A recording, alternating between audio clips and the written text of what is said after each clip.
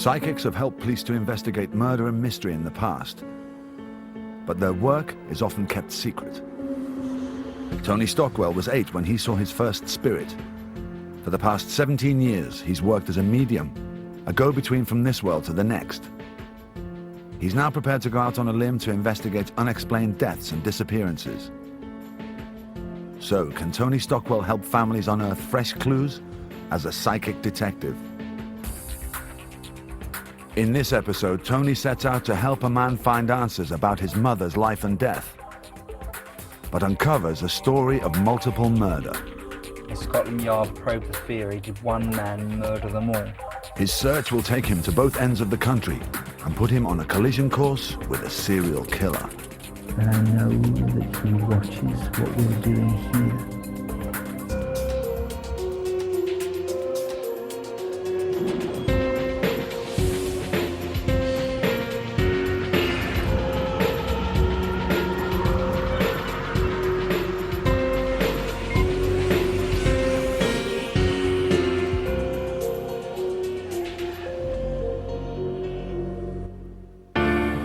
Stephen Sloman was adopted at birth and for years knew nothing of his natural mother. At the age of 7, a newspaper reporter came to his house to ask his reaction to the news surrounding his mother's tragic death. The thing that brought all of this really to a head is when I was about 7 years old, we had some newspaper men came and knocked at the door of my parents after I'd been adopted and said, "Oh, could we speak to Stephen Tailford?" And obviously my parents went, "There's nobody of that name lives here." But that was the point that they realised that they had to tell me, you know, my history of who I was and where I came from. It's this desire to find out about his past that's driven Stephen to see Tony. Tony has asked to be kept completely in the dark. At this stage, he knows nothing, who Stephen is or why he's come to see him. He believes this clears the path to receive a more effective communication. The reason I actually wanted to see Tony Stockwell was because I wanted to find out about my mother, my birth mother. I wanted to find out what her life was like, what she was like when she moved down to London at such an early age, what she looked like, you know, what the family bloodline is, what made me what I am. I have a lady that comes forward from the spirit world, but this lady comes forward like as a mother, like to be your mum in the spirit world. So I must ask you first of all, I believe your mother is in the spirit world. Would you understand? Yes. Correct? Correct. Okay. Now I know as this same lady connects with me, I really don't feel that she's passed recently, so I'm going back years, you know, for your mother's passing. I get the sense that she's long gone into the spirit world, and I also feel beyond that either you were still very young when she passed, or there's a sense of you being young when there's like a disconnection between you and your mother. Would you know that to be true? That's very true, yeah. Now, part of the reason you've come here today is to get some kind of clarity from your mum and some kind of explanation from your mother as well. And it's a sense of betrayal, and it's also a sense of abandonment between you and your mum. Would you understand? Yeah, very. I knew as soon as he said that it was spot on, because Hannah actually abandoned me in Exeter almost within days of the birth. She had me in hospital, got a birth certificate, she then gone out, got me christened, and then abandoned me on the town hall steps, wrapped me up warm and walked away. She wishes very much to bring an apology to you today, and to let you know that you were always her little boy and you will always be her little boy. This same lady got things wrong in her life, like we all do, of course she did, and I know she wants to make up for the things that she got wrong in the lifetime too. Do you know, I don't really get the sense that there's much connection to do with your dad, or there's a distance between you and your father. Do you understand this? Yeah. It's like he never was on the scene, or just not on the scene. Yeah, spot on. Do you believe that there was 4 children born to your mum? I think there's 4 of you, because she talks of 4 of the kids, 4 kids. She wants to include your grandma. So she wants to bring here your grandmother, your mum's mum, that wants to be here with you today. Mm-hmm. Do you know if your grandmother is called Anna? No, I wouldn't know. Wouldn't know her name was Annie or Anna? No. Okay, maybe we can investigate it further, possibly. I get a feeling of Anna or Annie being connected, and I feel it's your grandmother, but I get a very strong love from this lady. At the time I haven't got any relatives, or my parents haven't got any relatives called Annie, so it didn't mean anything. But since then, we found out that my grandmother, she was Annie. Do you know if your mum had any links with Tyne and Weir, like Newcastle? Yeah. Newcastle. Yeah, North. Well, I don't know. I don't know the village, the town or the village, but I Is know it it near was to in. Newcastle? It was in Northumberland. That's what. Like Tyne and Weir and Newcastle is where I would place her. That's what I would do. Yeah. Her life was tough, her life was hard, and her life was almost quite fraught with lots of problems or pain, you see. And it's not just a physical pain with your mum, because I feel that she kind of like had associated and had connected around people that were not good for her in her life, you know? The people that she felt quite damaged by. I knew from a letter that she came from the Newcastle area, that she'd left home at 15, and that she'd gone to live in London, where eventually she went and became a prostitute. Your mother was either married more than once or had more than one main partner in her life. Would you know that to be true? Yeah, very. Okay.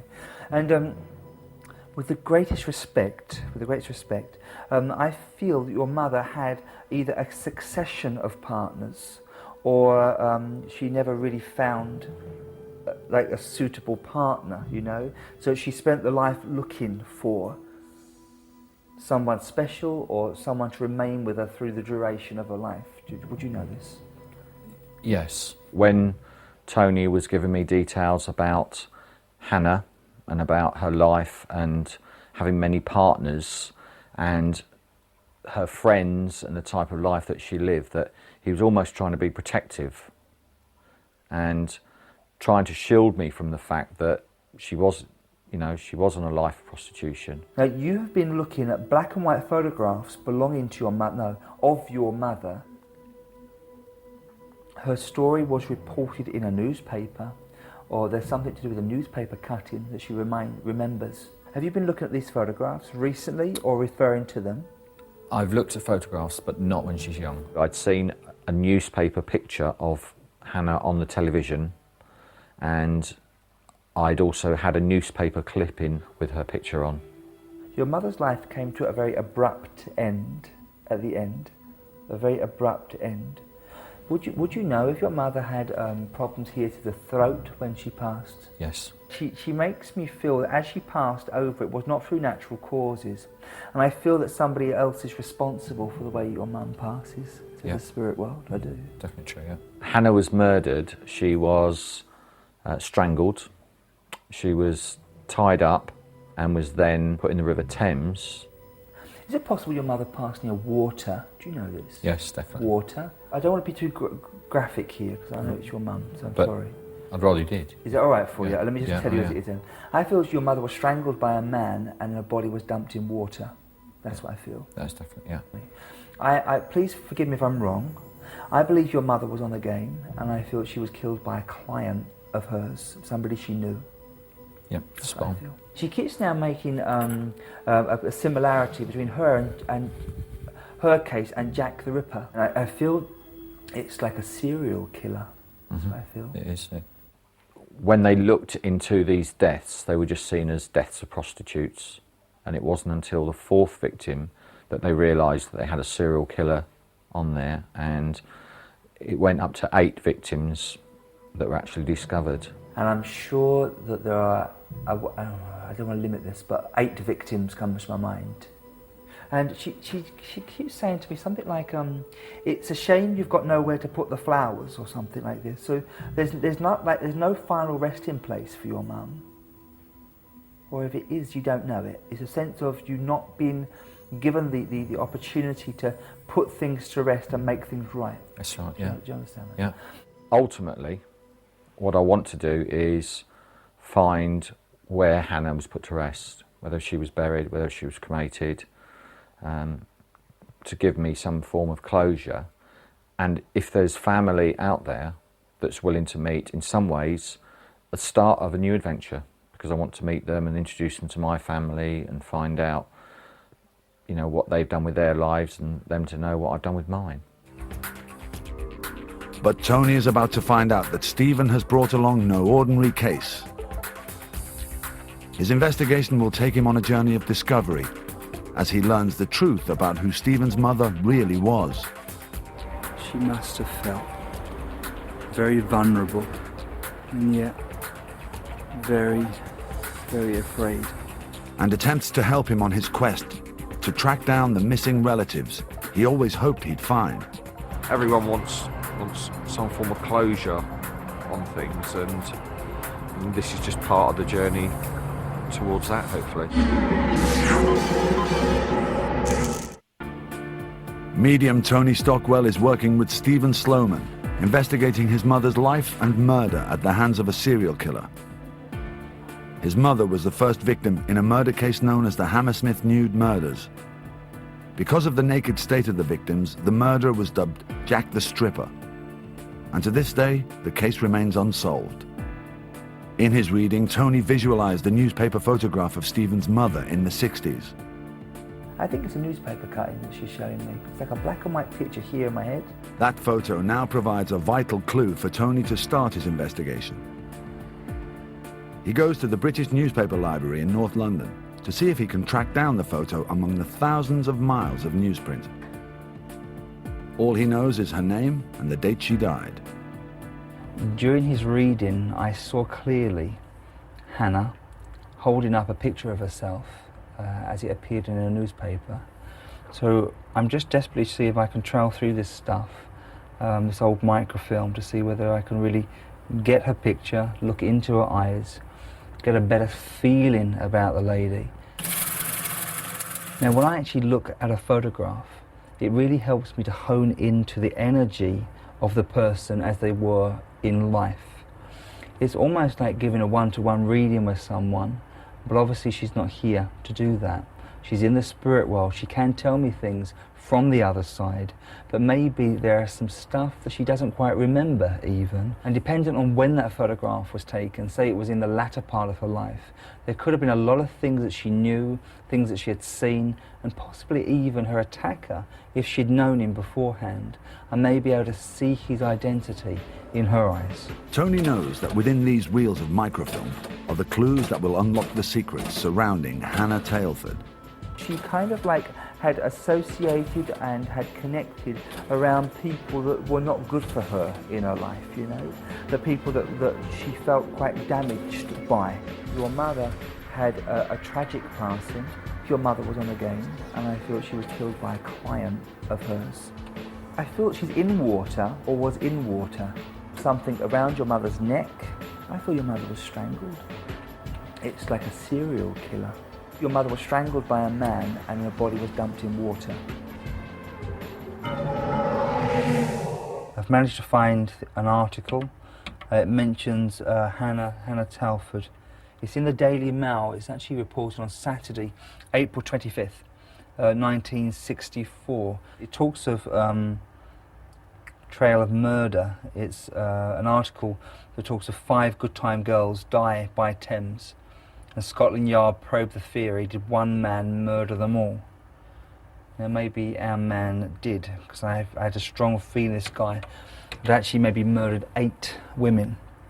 Certainly 8 was important to me at the time. Now as I look at Hannah Tailford, I'm aware of a number of things. I'm aware of her innocence, which sounds very strange, but she was very childlike in a way and far too trusting. I feel that on the night that she passed, that she was cold and felt very, very vulnerable and emotionally very much at the end of her tether and somewhat depressed. I feel that she went with the man that eventually took her life. I feel that she had known this man and gone with him willingly. This young woman with the rest of her life in front of her, her life was taken from her by a man that took her life when he could have taken anybody else's life, because she meant nothing more to him than any other girl that he could have picked up on that night. I also get the feeling that he was in some way mocked and jibed and known to the girls as being somebody strange, a bit odd. I also get the sense that he must have roughed up some girls prior, and even like a year prior. It's like a time span that leaves me, were the girls that knew of him and knew we had to be a bit careful about this one because he was just a bit warped. Tony feels he's made a positive start. He feels that Hannah was killed by a client, which ties in with the known facts of the case. In 1964, a series of brutal murders had the police and public baffled. All the victims were prostitutes working in the Hammersmith area of London, and in less than 12 months, 6 bodies had been found. The police dubbed the killer Jack the Stripper because of the way he left his victims naked, and to this day he's never been caught. In the reading, Tony mentioned that Hannah had a connection to the Tyne and Wear area, another fact backed up by the article. Possibly by visiting places that she's known from being a younger person. Again, it profiles her, it shows me how she ticks. And I'm very much aware if I can go back to the space where she began, I will be able to follow this whole case through with so much more accuracy. If I can really blend with her and feel her and almost befriend her, then I know that the final moments of her life and the man that took her life will be so much clearer to me.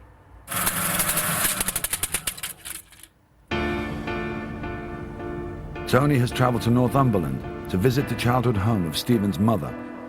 He's enlisted the help of local historian John Turner, and together they have located Hannah's birthplace, Bluebell Cottage. It's great actually being outside these cottages and looking back onto them, but I believe you know one of the people living here? Yes, I've actually spoken to one of the owners who lives in number 2 here, and he's invited us to go inside to have a look, and it's probably a good opportunity because this is the only one that is probably in its original state, because there's been some alterations done to the one. Well, that would be really very helpful then, I guess, to go in there, yeah. He's invited us in. And it's going to be a lot warmer in there, isn't I'm sure it will be.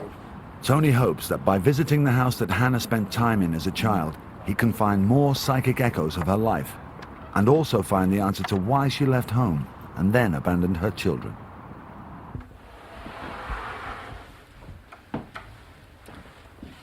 Okay, so obviously the decoration has changed and there's new furniture, etc., but I guess the size of the room, obviously, the layout of it. Yes, this is how it would have been, with a front room and then going through into the kitchen or parlour.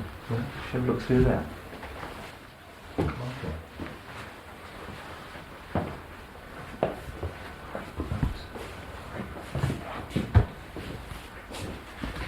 It's like stepping back, it's an old house, but it's like stepping back in time and imagining Hannah's mum at the sink, and no doubt there probably would have been some kind of outside lavvy, I guess. Yes, there would be an outside loo in the coal house. It strikes me as quite a large house, really, for that time. So would they have been quite an affluent family, do you think? Well, I don't know that they would have been affluent. I think they would have been sort of working class, really. The energy in here is interesting. It seems a very light and quite a happy space, really. I think it would, for Hannah's family at that point, been a happy home for them. I'm sure a very hard-working family, but it's a happy vibe in here, definitely. Maybe we can maybe go back to yes, it's very pleasant. the lounge. Yes, absolutely. Can you tell me anything you may know about the Tailford family? Well, it's a pretty safe bet, I think, that Hannah's father was a coal miner, and probably he was employed either at Headon on the Wall or in the Tyne Valley somewhere at one of the many mines that were here at the time. And in the 30s, which is, you know, Hannah was born in 34 or the middle 30s, and at that time the industry in Headon on the Wall was beginning to run down. Now, I'm aware that Hannah actually left home at 15. Now, one thing that crossed my mind is the possibility that she could have actually been pregnant. Now, in the late 1940s, do you think that would have been enough for a girl to leave home? I'm sure it would have been, because I think the social stigma at that, in those days would have been sufficient to, although it was a major step for her to take, I'm sure it would be sufficient pressure to force her to do that, yes. One thing I've picked up while you've been talking, and that is the sense that while Hannah was still a child, that she would have witnessed a baby's passing, or she would have been very much aware where a baby had died, either to do with her family or to do with family friends. And the feeling in her, for some reason, of feeling like responsible for that baby passing over, it allows me to see clearly why she could never keep her own children. Not because she didn't love them, it was simply because she was afraid of keeping them, just in case something went wrong. It's a sense of as though she was inferior in a way, or seemed to be clumsy. And I know as in her adult life, she just had this overwhelming sense of she was incapable of being a good mother because she'd been told so. Tony has promised to keep Stephen informed throughout the investigation, and Stephen has been given a video camera to record his thoughts. I've just had a phone call, and Tony did a reading today at a place called Bluebell Cottages, which is where Hannah was actually born, which really I can relate to, because I could imagine then years later when I came along, the reason she abandoned me was because she'd been told to not touch the babies. And it's like another piece of the jigsaw puzzle was dropped into place. So it was good today. Tony feels that he's already made a strong connection with Hannah Tailford, and now wants to look at the circumstances surrounding her death. Yeah, I feel afraid. Who is going to walk round the corner? His investigation is about to take him into the lair of a serial killer, to face the presence that now stalks him. He's watching us.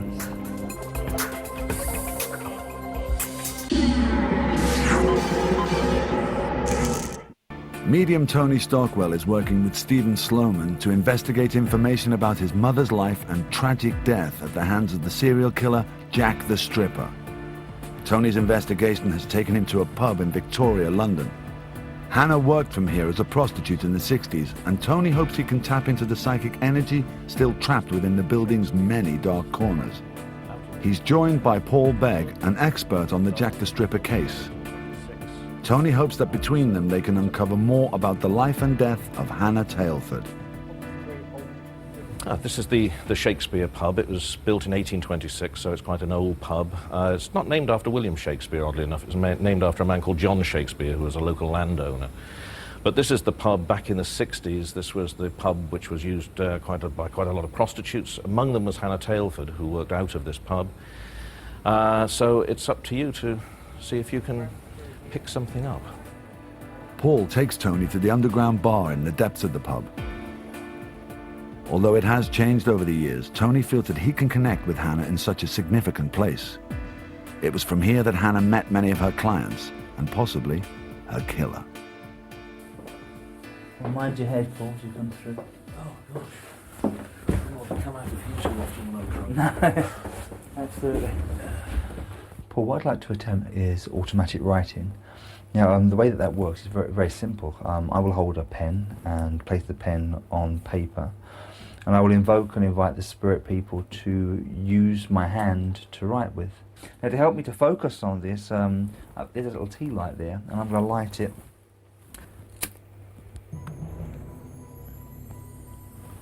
There's something very powerful about connecting with fire and water as well. Tony tunes into the spirit world, and it's not long before his hand begins to move.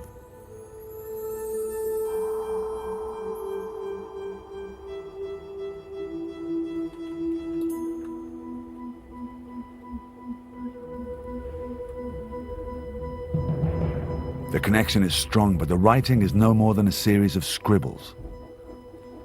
Will Tony get a message from the spirit world? After several minutes, a message does come through. He writes, "You want me," and the session takes a darker turn.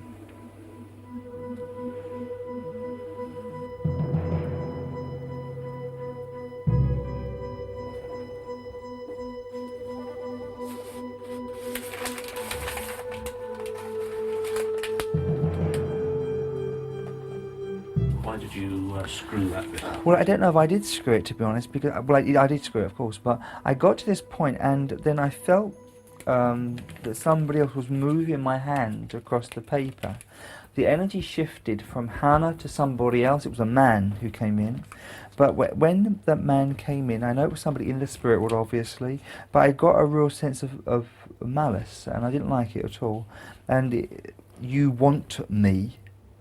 And then I got this very sense of agitated movement, and I knew that this person wanted to say more, but I didn't like their energy, and I wasn't going to write down what they wanted to write, because I don't think I'd like it. And I really got the sense of just their anger, and then, because I wasn't really doing what they wanted to do, I know that they screwed up this piece of paper like it was a waste of their time. I don't want to say this was the murderer of Hannah Tailford, because I don't really think their energies would be so entwined. But I know that she left, as she left, and this other energy came in. It could be an energy of a person that has a connection to the pub. I don't know. I didn't like the energy at all, and I wasn't going to be used by something that I didn't like, or an energy that I felt was malevolent in some way. Tony is frustrated. He feels that his connection with Hannah was disturbed by another presence. Paul Begg suggests that they take their search to another significant location in the murder case, the Heron Industrial Estate in West London. It was here, in an electrical substation, that Jack the Stripper is believed to have brought his victims. It is a grim location that still holds disturbing memories from its past. Paul has told Tony nothing. At this stage, he's completely unaware of what took place here.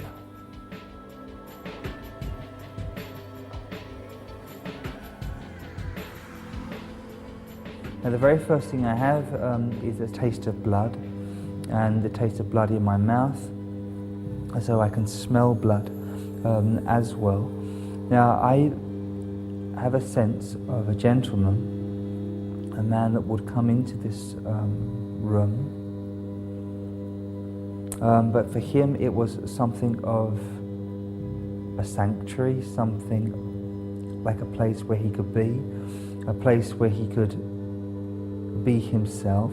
He had a great fascination with women and ladies' underclothes, and I feel as though I want to stow things away and hide things in this space, and even lower down possibly. I feel I want to bury something as well. I feel I want to bury things. There's something very odd about the man I'm feeling that makes me feel that he's very perverted, sexually perverted as well. And I get a strong sense of him in this room getting sexual kicks in this space. So would you know if our man, the man that would have killed Hannah Tailford, had ever been in this room? Would you know that? Or not? He's supposed to have been. In this room? Yeah. Because it feels, do you know when we sat earlier and that energy where I screwed up that paper? That's right, yeah. When I screwed up that paper before, the same energy, the same feeling comes to my mind. And I feel I've kind of like want to transfer that pain and that anger from there into this space. That's what I feel. Tony is now aware that the energy he felt in the pub was that of Hannah's killer, but now the connection is even stronger. I feel this man's driving force was propelled by anger but also sexual desire. And I know this man very much thought himself to be a master of his craft. He was the best at his job. I can feel this man's presence in this room. And although he's not allowed to touch me, and he's not allowed near me, because my guides are here, without their protection and without their help, I don't think I'd like to be in this room much longer. He has eyes that see everything, and I know that he watches what we're doing here. He's watching us.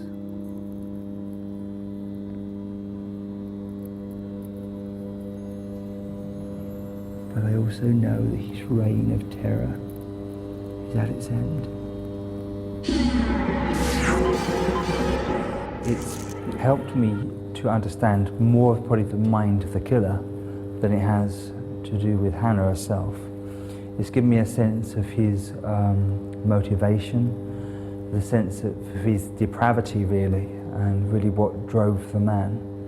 So it's been interesting for me really to get a sense of him, and it's not something I can say I've enjoyed either. I think that initial sense of him when I was doing the automatic writing, and I kind of wondered then whether it could actually be our man, and being here really has confirmed it to me. The interesting thing from what Tony was saying, well, for me anyway, was that he was saying that he had a feeling of bodies being buried, which is an odd thing, I thought, to say in what basically is a concrete box. And the interesting thing is that there are some cable areas under wooden planking which he didn't know about, which are where a body would be adequately buried. So that was the interesting thing that he said, that is difficult to say how he would have known that. Although Paul is impressed by Tony's findings, Tony is privately concerned. Once again, he's been prevented from connecting with Hannah by who he thinks is her killer. He goes out alone to retread the same route where Hannah used to ply her trade. Tony hopes that this will help him find the link he's been looking for. Now I've come to a place in London where I believe Hannah worked as a prostitute. And I'm really just walking down these streets. I'm not really sure if I'm going to get much at all, but I just had a thought that if I could kind of like walk in the space where she walked before, maybe I'd be able to pick up on the energy connecting to her. The overwhelming impression I have is that of being afraid. I'm a man, she was a woman, I'm alone, as she would have been often as she walked this space. And yet I feel afraid. Who is going to walk round the corner? She must have felt very vulnerable. And yet very, very afraid much of the time. For the first time I'm really sensing her loss for losing her children, for giving up her children, giving away her kids. I'm now quite convinced that Hannah knew exactly who killed her. I believe he stalked her. I believe he followed her. I believe he took his revenge upon an innocent woman. Tony's link with the killer has unsettled him, but he knows that the time has come to visit the site where Hannah's body was found and find the link which will take Stephen on a journey that will change his life forever. Just sort of grabs you there. Does that make sense? Good. Gives you that feeling. But it didn't on that. It does now.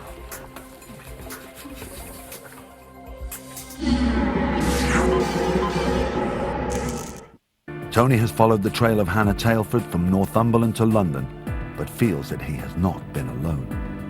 He's watching us. He decides the time has come to visit the site where Hannah's body was found. It was around 1 p.m. on February the 2nd, 1964, when two brothers went to the Corinthians Boat Club on the River Thames. They were going to prepare a safety boat for a race that was taking place later that day. As they worked, they noticed a pair of women's legs sticking out from underneath a nearby pontoon. Later on, the woman was identified as a prostitute named Hannah Tailford. Now, over 40 years later, her son journeys to the site where her body was found. So, we're here at Hammersmith in London, by the Thames, and this is the space where your mum's body was found. Now, I don't know exactly whether it was this pontoon or maybe the one over here, or whether in fact these are the originals, but certainly I think it gives us a good idea of kind of like the locality and the position where she would have been discovered. So how do you feel actually being here? I don't know really. It's just a strange thing to think that, you know, all those years ago, that this is where she was sort of discovered. It's kind of like a very bleak place. I know obviously it's cold and it's rather early, but it's a very bleak place to be found. And I just think sort of the indignity really, you know, when you think we're all going to pass from this world, aren't we? And we all expect to die in our beds, surrounded by family. Despite his efforts, Tony has trouble making a connection with Hannah. I don't get a sense of her here. Whether it's a place she doesn't want to return to, or maybe a place she doesn't want to return and connect with Stephen. It's such a murky, cold and bleak place. Maybe there's too much of that for Stephen already. So maybe she'll return in a warmer setting. Everyone wants some form of closure on things, and this is just part of the journey towards that, hopefully. I don't want to put flowers down here because I don't feel that this is where she is. It's just sad that she wasn't an old lady. She was only 30, and to think that somebody actually did it. You know, it wasn't just once; it was more than once. She was someone's mum. She was someone's daughter. Yeah, it's really sad. For Stephen, it's been a frustrating journey. He's travelled to London and come away with nothing. In some ways it was disappointing, but in other ways I think to myself, did I really want to know about those last moments, you know, of Hannah's life? And if I'm really honest, maybe no. Tony resolves to find a new piece of evidence that will give Stephen the closure he's looking for. Here at the Metropolitan Archives, Tony has uncovered the original coroner's report into Hannah's death.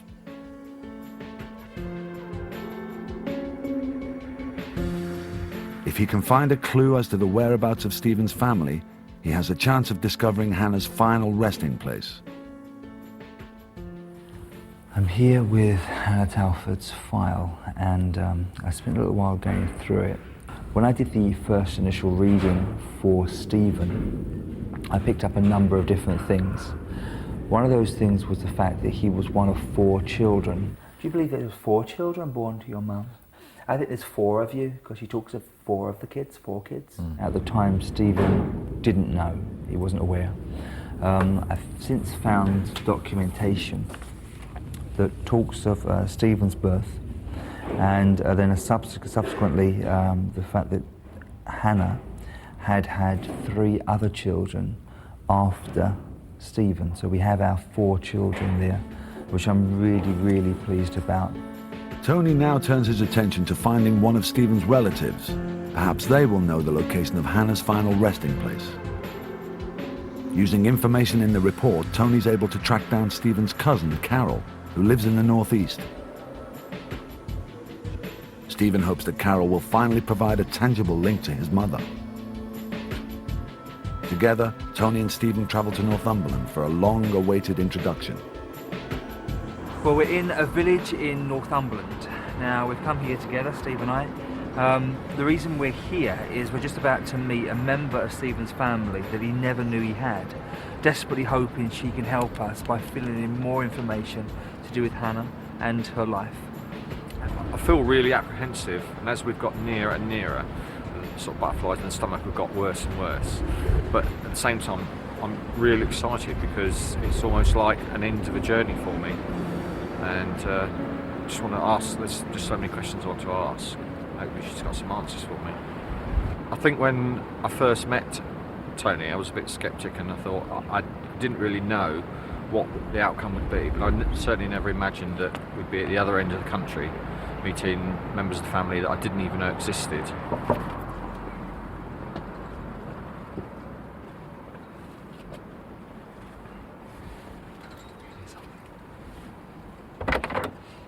Hi, Carol. Hello. Hello. Hello. This is Stephen. Hello. Hello, Nice to meet you. Oh, it is. Oh, come on in. Come on in. Excuse me, just looking. Just want to see how much you look. It is nice to see you. Come on. Come on. Yeah. I've sorted out some photographs that we've got of Hannah at different stages of her life. That's her there when I think she would be about 13. That's I think another one on the same day where she's actually sitting, I would imagine, with my grandmother there and the other ladies from where they lived and their daughters, and they've got them just in a line. This is a photograph that she sent to my dad in 1952. I think it'll tell you on the back, which would have made her about 19 maybe. Just a few years before I was born. Yeah, that's right. Yeah. A few years before you were born. And you'll also be able to have, a look at and copies of photographs of your grandma and granddad and other family members, cousins, exactly. And, yeah.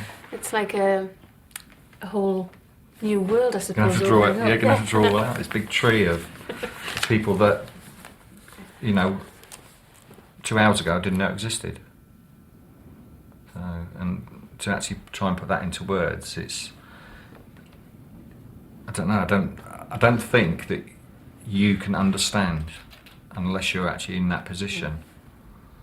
And but it's good. It is a really, like a warm, it's a hot feeling.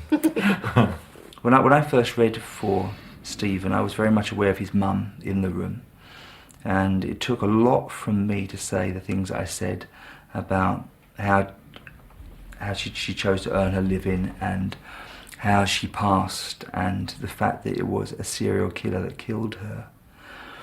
And it took a lot from me because it's not the kind of general stuff you say to someone, and readings are meant to be healing, and I'm supposed to bring people a sense of wonder and a sense of reunion, and I think we had to do that, and it's wonderful for me to come away from that. It's wonderful for me to come away from Hannah Tailford, this woman that I saw in a paper cutting, and maybe the last few years of her life she chose to live a life that was very, very difficult, desperately seeking love, desperately wanting to feel whole again. And I now know that she was just simply wishing to recreate a sense of family, wanting to go back home. That's what it was.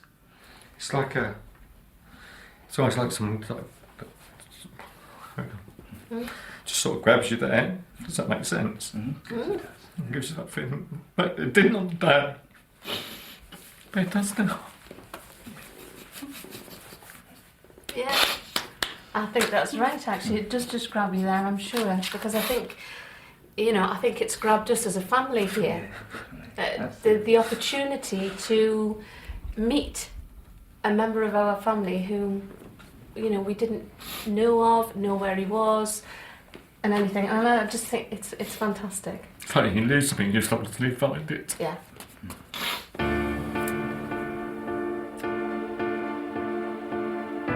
For Stephen, it's the end of a long emotional journey, but there is still one more thing that he has to do. Until now, he has never known the whereabouts of his mother's remains. I'd always been led to believe that Hannah was put in a common grave somewhere in London, and I've been trying to get in touch with the Diocese of London to try and find where, so that I would actually have somewhere that, I could just say goodbye. But as it turned out, that when they went down, they'd actually brought Hannah home. So she's here. It's now given me the opportunity to, you know, say goodbye properly. At last, after 47 years, Stephen finally gets the closure he's been looking for. He's now looking forward to a new chapter in life and finding the rest of his extended family.